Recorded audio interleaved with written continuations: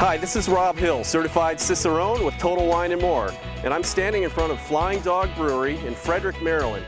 We're about to go inside and meet the people behind these great beers. Join us and discover Flying Dog.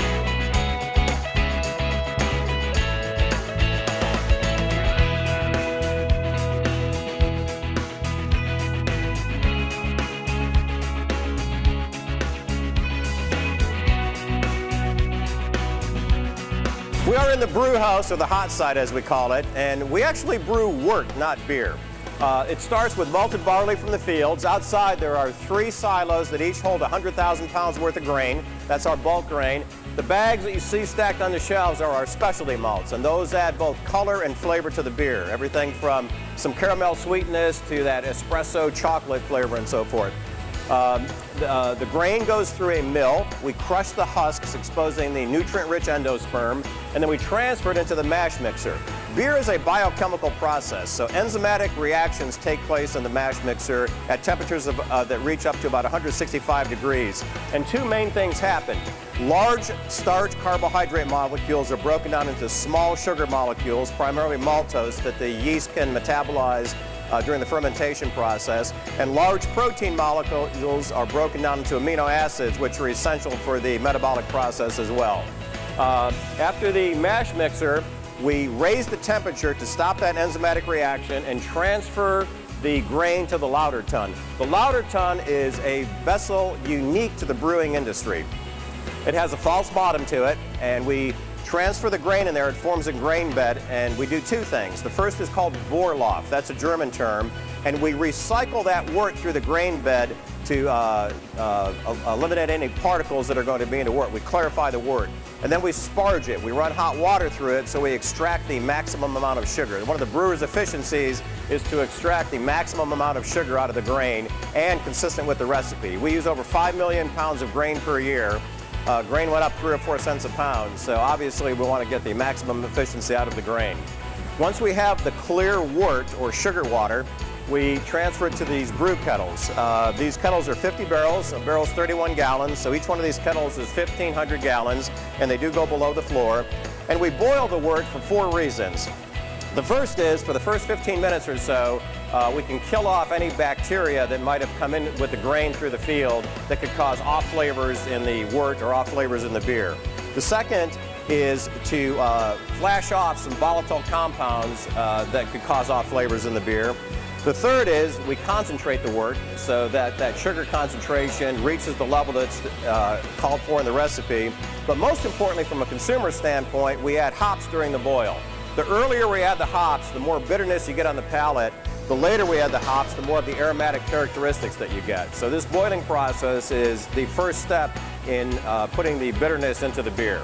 Again, our biggest beers with the highest bitterness units, we're adding hops continuously throughout the process.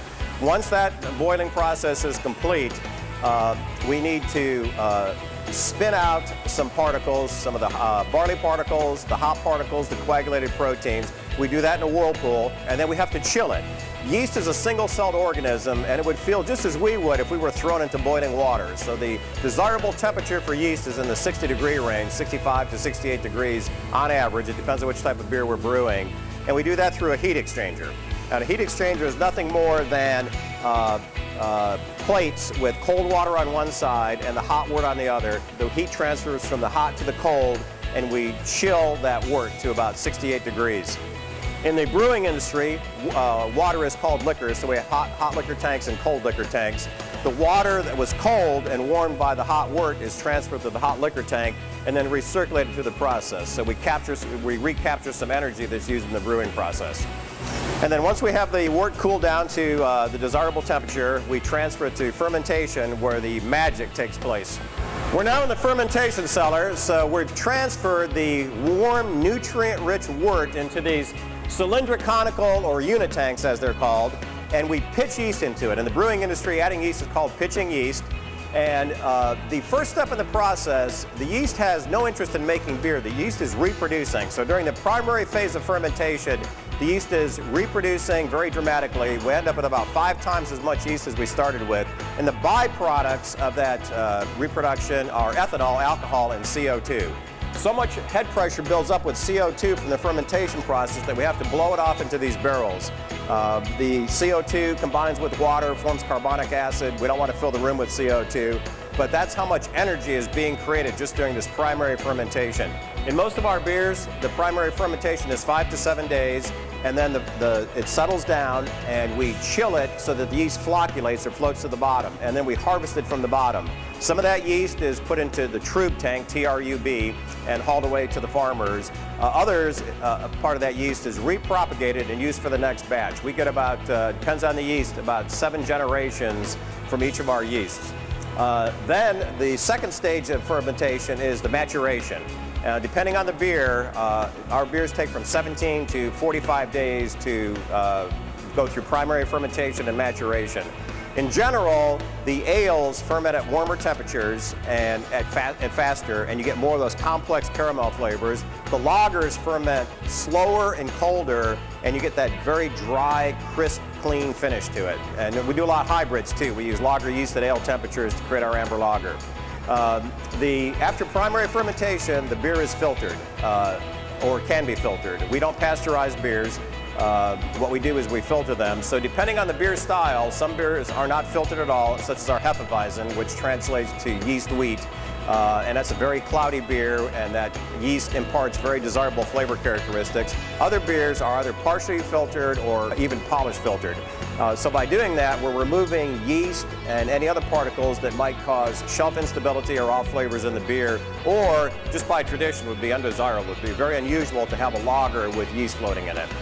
We also library all of our beers. We take beer from every run, the beginning, middle, and end, and we store it in 3 different conditions. The first is ideal conditions, which is cold and dark.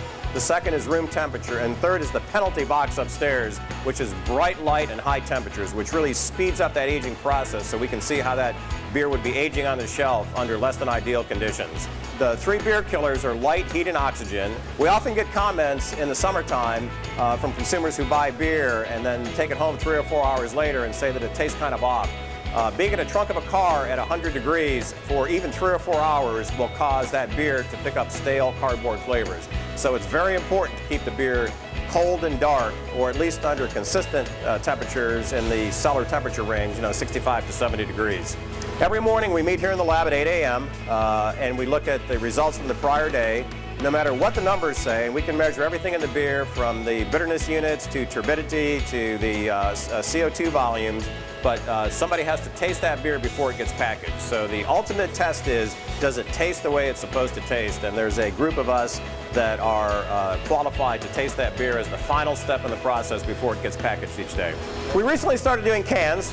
This is our Snake Dog IPA. We also did Underdog. We have a small mechanical canning line. And cans were viewed as I guess a non-craft package for some time, but a lot has changed. The interior coatings that would not hold up well against high alcohol beers, that has all changed, so there's virtually no opportunity for the metal can to impart any metal flavors to the beer. There's virtually no oxygen in a can. It's impervious to light, it's lightweight, it's 100% recyclable, unlike glass, so it's become the perfect package for hikers, backpackers, people out on marinas during the summer, and about 10% of our volume these days is in cans. I'm standing in front of our filler room. This is a Krohn's filler from Germany. I would consider it the Rolls-Royce of fillers. We fill at the rate of 250 bottles per minute. We're sort of at the middle of the process. The new glass is unloaded in the back. It goes through a twist rinse where the bottles are turned upside down and sanitized and rinsed and then come into the filler. The first thing that happens is we hit it with CO2 to force the oxygen out. Again, oxygen is one of the 3 beer killers, light, heat, and oxygen. And then it immediately hits the bowl or filler that you're seeing. We have 36 heads on it. It's a gravity fill.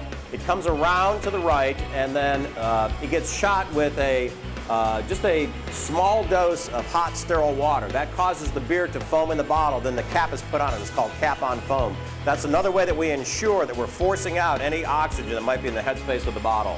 The bottles then are coming around. On the back side of this is a shower, very similar to the shower probably we all stood under this morning. That beer is rinsed off and then goes back around to our labeler on the other side of this room. We brew 24 hours a day, 6.5 days a week.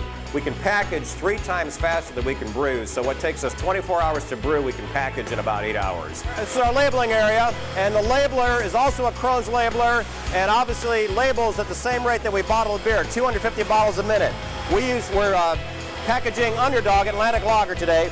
We use both a body label and a neck label. In the old days, fillers weren't quite so consistent, so neck labels would, I guess, conceal from the consumer the inconsistencies. Today, they're very consistent, and we have a fill tech here that will knock out anything that's not within our tolerances. We use the neck labels just because we like the art and we think the bat wings look cool. From here, the beer is transferred down the conveyor to our drop packer, where it's lined up. The mother cartons with the 6-packs are underneath, and the 24 bottles are dropped into the case. They go around, the case gets sealed, they go around this hobbit trail all the way around to that far corner where the yellow metal railing is, where the beer cases are palletized. The standard pallet in the beer business is 72 cases per pallet, and they get shrink wrapped and put into one of 2 coolers. The cooler to my right is a case cooler, and then we have a keg cooler in the back corner. We ship about 20 to 25,000 cases of beer per week. There are 1,900 breweries in America. We rank number 26. And right now on hand, we have about 40,000 cases of beer, about a 12-day supply.